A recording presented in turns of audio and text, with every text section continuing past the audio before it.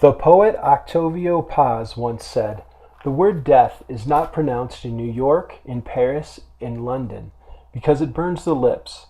The Mexican, in contrast, is familiar with death, jokes about it, caresses it, sleeps with it, celebrates it. It is one of his toys and his most steadfast love. True, there is perhaps as much fear in his attitude as in that of others, but at least death is not hidden away. He looks at it face to face, with impatience, disdain, or irony. The Mexican's indifference toward death is fostered by his indifference toward life. It is natural, even desirable to die, and the sooner the better. We kill because life, our own or another's, is of no value. Life and death are inseparable, and when the former lacks meaning, the latter becomes equally meaningless.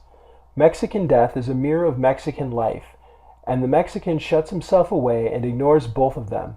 Our contempt for death is not at odds with the cult we have made of it. Mexico's beliefs and superstitions related to death are centered around a mix of Catholicism and traditional religion. In Mexico, when someone is on their deathbed, they are usually at home rather than in a hospital. In more developed areas, hospice care is more prevalent. When one is about to die, the family gathers by their side, often with a priest to read the last rites. It is very important that a person not die alone. The potential for political turmoil and violence in Mexico sometimes results in a less than peaceful resting place. Additionally, there is a risk of grave robbers pilfering items buried with the deceased.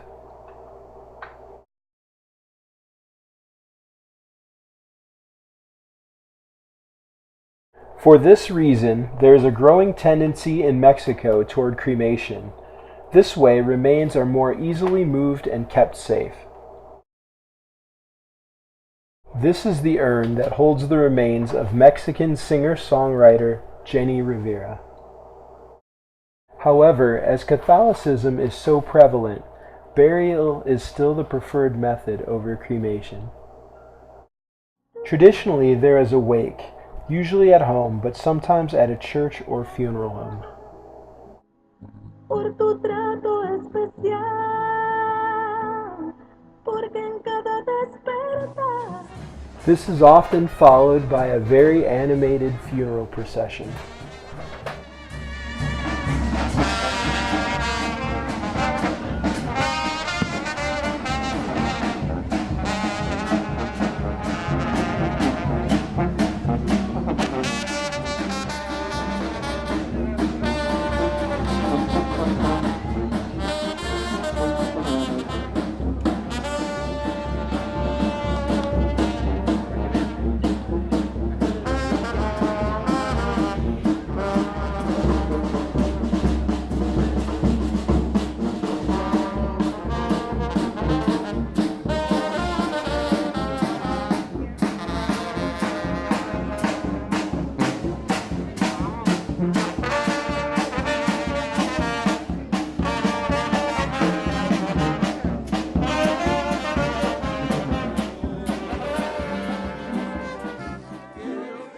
They arrive at the cemetery. In contrast to the United States, in Mexico, strong emotional responses are encouraged.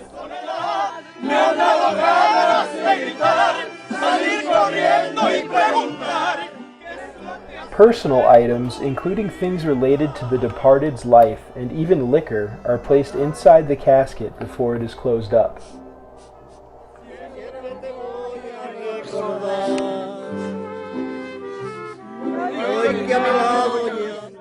It's customary for relatives to each throw a handful of dirt on the coffin prior to burial.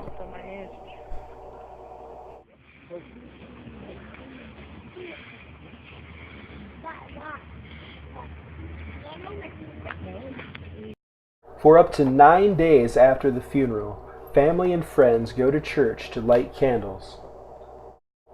Death is really looked at in a different way in Mexico. Even children accept and feel comfortable with death. Arturo Osorio said, "When even children are involved in communing with the dead, it doesn't become as frightening of a concept, merely part of life.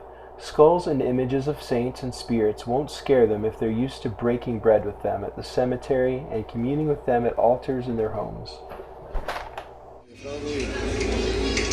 Estoy otra vez como siempre. Espero que me siga dando vida y... ¿No tiene ojos? Chavo, ¿eh? ¿No tiene ojos? No, ¿Por qué? porque sí, hijo. ¿Es una calaca? Sí, hijo, es tu madrina, la que tenemos en la casa. Nada más que esta está más grande y más hermosa. A great example of Mexico's acceptance of death as part of life is the belief in Santa Muerta, or Saint Death. This represents a marriage of traditional Mexican culture with the Catholic religion, but Santa Muerta is condemned by the Catholic Church as devil worship. Nos encontramos reunidos en este altar de la familia Romero Romero y de cada uno de nosotros para ofrecerte un rosario que esperamos ser de tu agrado. Dia de los Muertos, or the Day of the Dead, happens on November 1st and 2nd, following a week of remembrance. People gather with family and friends to celebrate the memory of the deceased. They build personal altars to each dead loved one. They decorate them with photos and objects related to the one being memorialized. It's not unusual to see six-packs of favorite soda or beer, as well as favorite foods. It's through Mexico's Day of the Dead that one can really see that to appreciate life, one may need to embrace his or her own mortality.